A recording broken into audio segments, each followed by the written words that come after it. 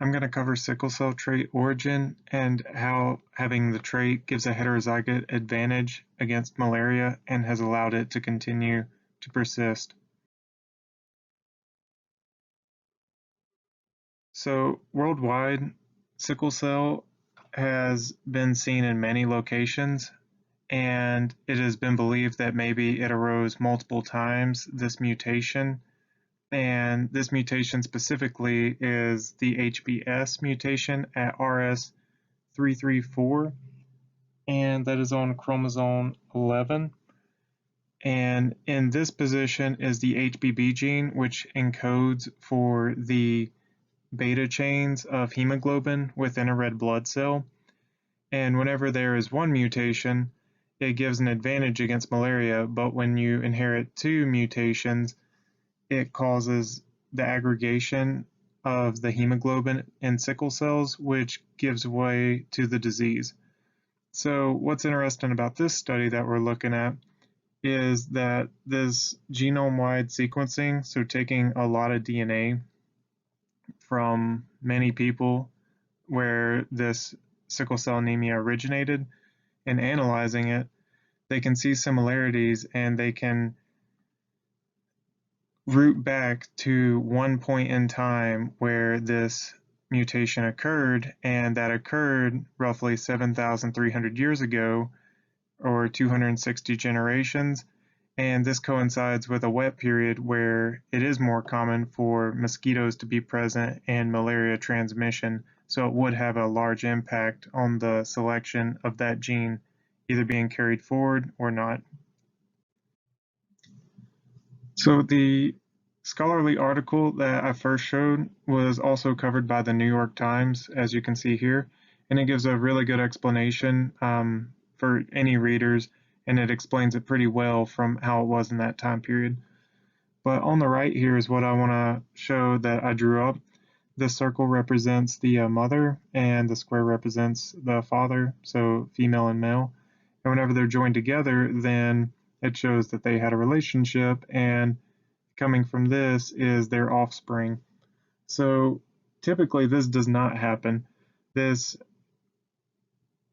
generally is going to be the genes from the parents get passed down to the child, but for whatever reason, there was a random mutation that occurred, and that mutation occurred randomly 7,300 years ago, and the GAG from both parents, which should have been inherited, one of them was a GTG, and this occurred in the sixth codon of the beta chain hemoglobin, and this single mutation is what gives rise to the sickle cell trait.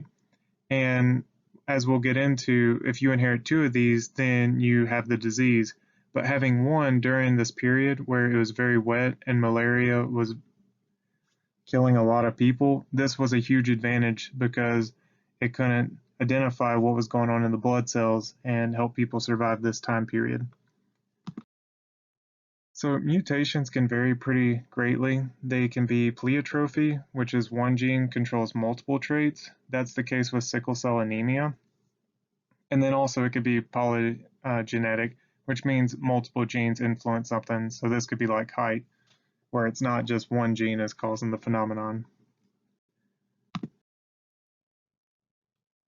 So as I said, the HBAS, when you inherit one, as it was with this one person 7,300 years ago, whenever they inherited this allele, it typically is inherited from a parent, but in this case it was a mutant from him. But from now on, all of his children have an equal chance of inheriting this allele from them, and that's what carries forth.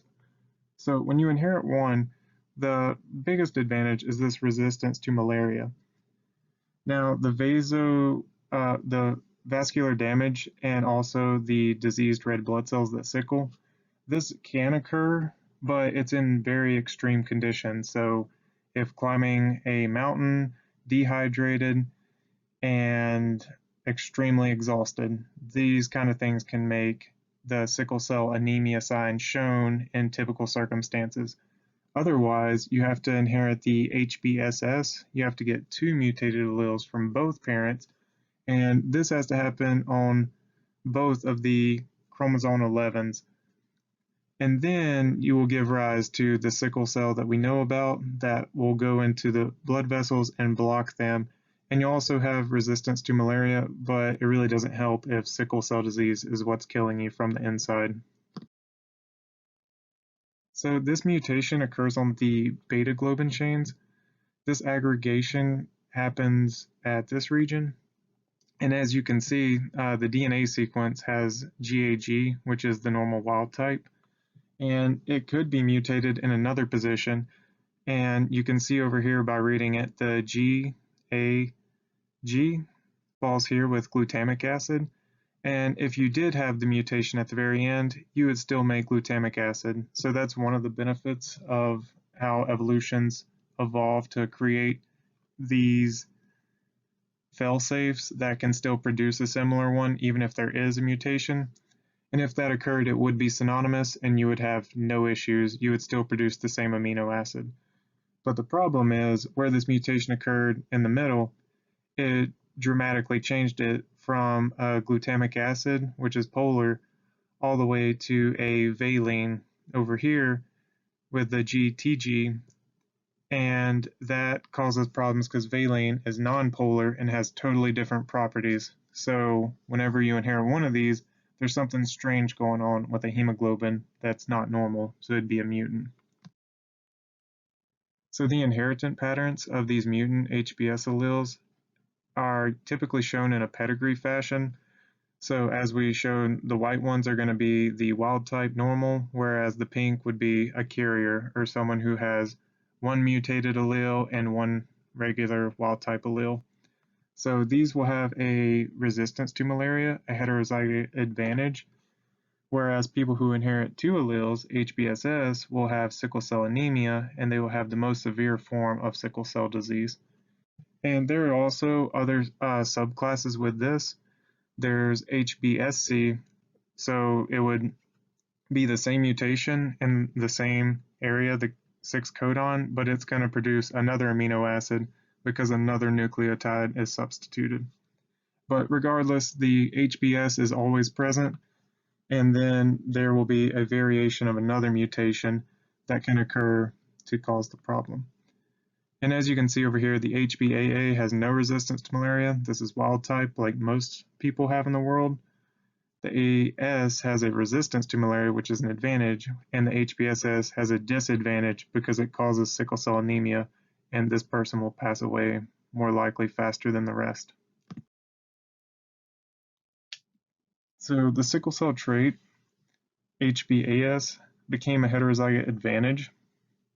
So the HBAS has resistance that gets passed down generations, and the HBAA will not have resistance, so it's more likely they will die before they pass the genes on, so it becomes less and less frequent in these areas. And on the diagram you can see this too, how it showed with unaffected children and carriers.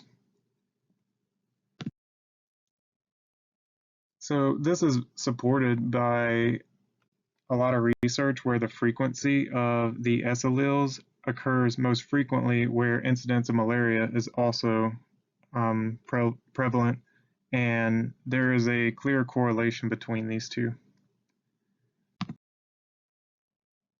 So this gives an enhanced resistance against the Plasmodium malaria infections. So the female mosquitoes will carry the disease inside their stomachs, and whenever they suck blood, it will allow it to go to the liver, and a part of the life cycle of this infection is it will go to the red blood cell and infect it and start forming more and more and cause the disease.